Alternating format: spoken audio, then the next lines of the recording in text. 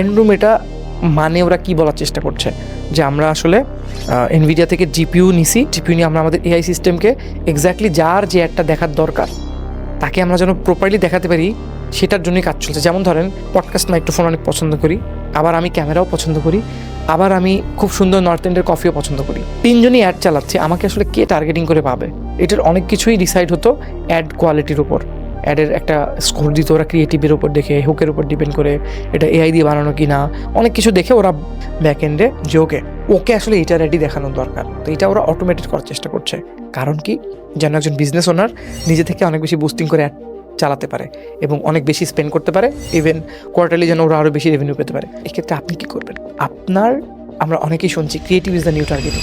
Targeting অপশনে কম চিন্তা করে আপনি আগে যদি 5টা কন্টেন্ট বানাতেন, এখন আরও বেশি কন্টেন্ট বানাবেন। এই কথা সবাই বলছে, বাট আমার কথাটা পুরোপুরি শোনেন, আপনি বুঝতে পারবেন যে আমি কোথায় ডিফারেন্ট কিছু বলছি।